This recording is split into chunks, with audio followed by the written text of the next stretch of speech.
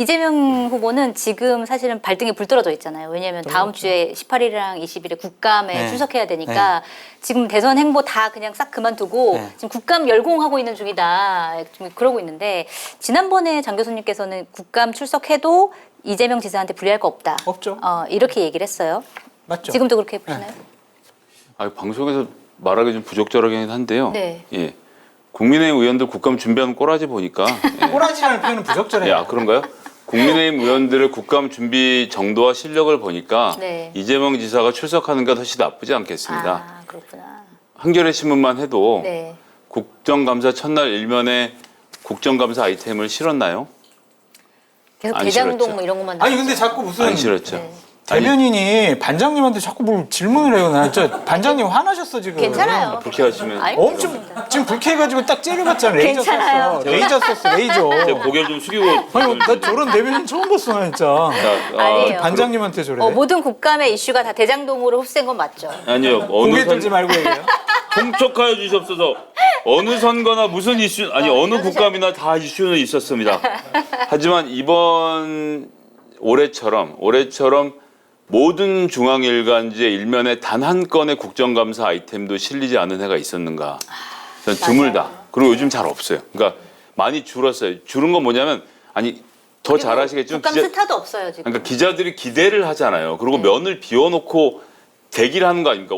누구라도 하자라고 해서 저도 옛날에 국정감사 할 때 기자들이랑 일종의 거래죠. 내가 이만큼 좀 굵직한 게 있는데 맞아. 일면 줄 거야 일면? 물어봐서 일면 준다 그러면 그 신문 또 거리고. 쪼르르 쫓아가고 이제 맞아요. 그렇게 해서 일면에 거는 것이 전부 다 신문사마다 그리고 의원실에 되게 영예였는데 올해는 그리고 국정감사의 꽃은 야당입니다. 야당이 맞아요. 물어보는 순서거든요. 그리고 근데 야당이 그런 정보들을 모아가지고 착 이렇게 그럼요. 해줘야죠. 그런데 못 봤어요. 대변인님도 야당이잖아요. 네.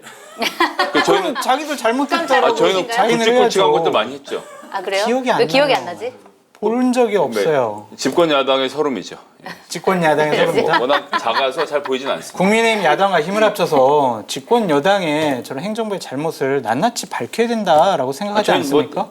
최대한 열심히 하고 있는데 실력이 안 돼요? 백석 있는 정당에서 할 얘기는 아닌 것 같고 하여튼 그래서 그런 정도의 준비 정도로 지금 이재명 지사는 본인이 할 얘기들 다 머릿속에서 외우고 대답을 할 수 있는 상태인데 질문한 사람이 원고 봐야 되잖아요. 네. 이게 못 이깁니다. 장관들이 네. 의원한테 못 이겨서 고개 숙이고 답변하는 줄 아세요? 그 답변 끝나고 나도 장관을 계속 해야 되기 때문에 고개를 숙이는 거예요. 그 끝나면 바로 예산이 있거든요. 그렇죠. 그러니까 부하가 치밀어도 참는 건데 이재명 지사는요. 국감 끝나면 대통령 후보예요. 눈치 볼 게 없거든요. 그래서 본인 대답을 있는 대로 할 것이기 때문에 지금 현재 국민의힘의 준비 정도로는 안 될 거다. 그래서 제가 봤을 때 이낙연 캠프 측에 서른 위원장님의 역할이 커졌다. 네, 왜죠? 본인이 제보 받은 것 그거를 야당에게 주는 거예요. 어차피 뭐 대선 나가 지잖아요. 갖고 있지 말고. 이재명 후보 대선 나가면 지는데 왜 그걸 갖고 있어요? 어차피 구속당할 거 아니에요. 그러니까 야당에게 주시라. 그래서 딱 그냥 해치우고 이낙연 후보 제1야당이 여당한테 자료를 구하는 신세가 됐는데 옛날에는 여당한테 돈도 받았대. 뭐 자료 같은 거야 뭐 우습죠 뭐. 그렇군요. 근데 주시라. 보면은 어쨌든 야당에서도 벼르고 있긴 한데 벼르고 있죠. 오늘 이제 모 여당 의원님이랑 이제 통화를 하다 보니까 국감에서 어떨 것 같냐. 근데 뭐 어쨌든 이재명 후보가 자기 얘기를 막 할 수 있는 기회긴 하지만 그래도 실수할 수도 있고 막 뭐 다른 게 터질 수도 있는데라고 얘기했더니 뭐라고 얘기를 했냐면 야당이 이거는 세게 뒤통수를 맞을 수 있다. 왜냐하면 야당이 의혹을 제기할 때는 상대방이 대답할 기회를 주지 않고 막 그냥 쏟아붓고 말아야 되는 건데 국감은 상대방이 얘기할 수 있는 장을 열어주는 거기 때문에 오히려 이재명 후보한테 그 무대를 만들어준 케이스다. 이거는 그렇기 때문에 이거는 이재명 후보한테 유리할 수밖에 없다. 이렇게 얘기를 하더라고요. 정확한 지적이시고요. 그리고 여당 의원들이 더 숫자가 많잖아요. 네. 그러면은 막 야당 의원들이 공격한 거에 대해서 대답을 못했어. 그러면은 자 이재명 뭐 증인 7분 동안 시간 줄 테니까 맞아. 하고 싶은 얘기 다 하세요. 그거 지금 짜고 있잖아 전략. 그러면은 야당이 저기서 왜 이렇게 하는 게 어딨어요? 막 삿대질밖에 못해요. 맞아요. 그러니까 이게 지금 야당 의원들이 새로운 증언이나 제보나 이런 것들을 확보하지 못하고 지금까지 나왔던 것을 의혹을 이렇게 그냥 정리해서 공격하고 질문을 하면 아닙니다. 그거 그렇지 않습니다라고 반박을 하게 되면 새로운 게 나올 게 없다. 그러면은 실패한 거다라고 볼 오히려 수밖에 제 없죠. 걱정은 제가 국정감사 현장에서 행한 일을 했기 때문에 네. 이재명 시장 지사를 여러 차례 봤거든요.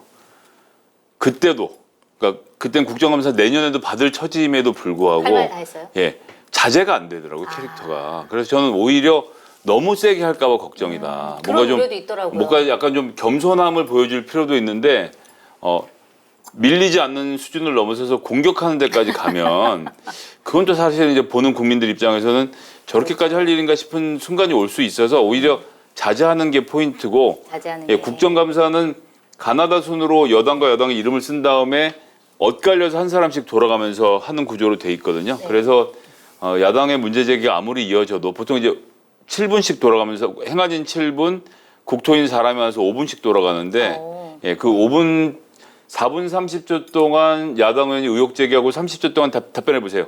그럼 이제 30초가 끝나도 답변자의 마이크는 꺼지지가 않습니다. 네, 그러니까 뒤에 한 1분 정도 더 얘기할 수 있고 그 다음에 여당 의원이 마이크를 이어받아서 아까 전에 잘 못 알아듣는데 다시 한번 해보세요. 이렇게 해서 넘어가면 그냥 이틀에 걸쳐서 일타 강사 이재명의 대장동 이야기를 듣는 코너로 바뀔 가능성이 높다. 그러니까 제가 이게 또 이제- 보면은 생중계, 그러니까 아마 굉장히 많은 언론사에서 생중계를 할 거 아니에요. 그동안 이재명 후보의 약간 불만은 내 얘기 편집해서 하지 말라 약간 이게 불만이었는데 어쨌든 이슈가 될 거니까 처음부터 끝까지 다 생중계가 되니까 자기가 하고 싶은 말 그냥 다 생중계로 편집 안 되고 다 하니까 이것도 좋은 거 아니야? 또 이런 측면도 있는 것 저는 이제 같아요. 바람이 있다면 이재명 후보가 감정을 자제하지 못하고 네. 흥분한 상황에서 본인의 하고 싶은 얘기를 다 하시라. 네. 예전에 이제 18년도에 경기도지사 당선되고 나서 MBC랑 인터뷰를 하다가 네. 마이크. 버릇이 없어. 안 해. 끊어. 대변인 끊어. 막 이렇게 네. 본인의 인성, 본성을 그대로 나타냈잖아요. 네. 이번에도 꼭 그런 모습을 보여주시라. 그런 모습을 재밌어하고 환호하는 국민들도 많이 있다라고 말씀드려요. 근데 그런 모습을 보이면 만약에 그게 본인한테 유리할까요? 팬클럽 불리할까요? 많이 있을 거 아니에요. 와.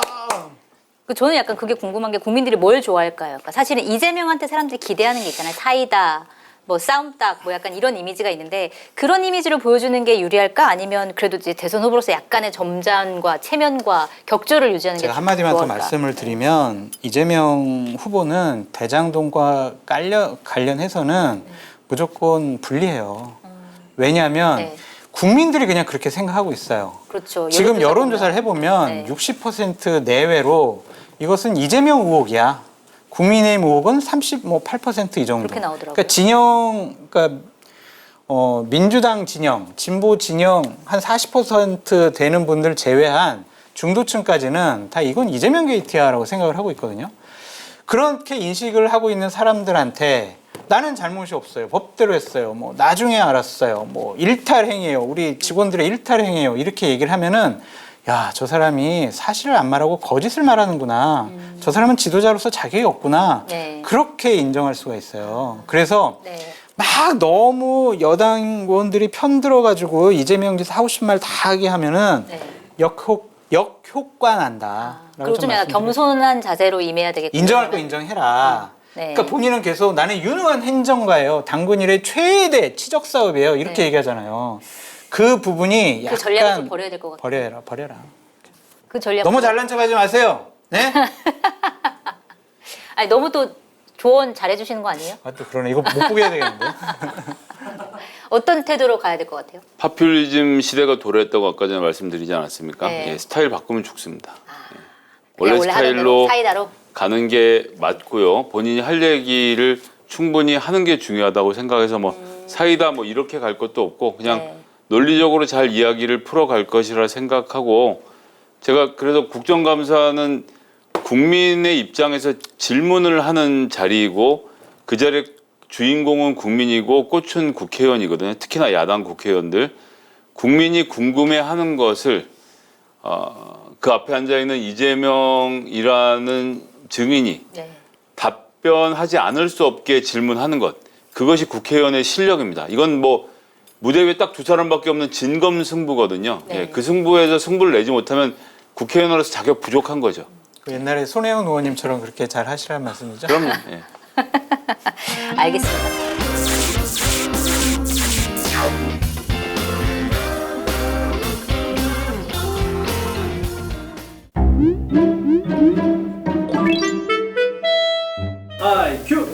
네? 한겨레 TV가 쇼핑몰을 열었다고요? 마켓 단위가 잘 되면 제 출연료 올라갑니까? 대화하듯이 저랑 대화하듯이 하면 돼요. 그냥 이걸 누구랑 얘기하는 거예요? 저랑. 네. 저희 마케단이 연거 알고 계시죠? 아, 한겨레 TV가 쇼핑몰을 열었어요? 네, 저도 사실 들어가 봤습니다. 엄청 쓸만한 물건들이 많던데 저도 직접 한번 쇼핑을 해보려고요. 근데 이거 확실히 하면 제 출연료 올라가는 거죠?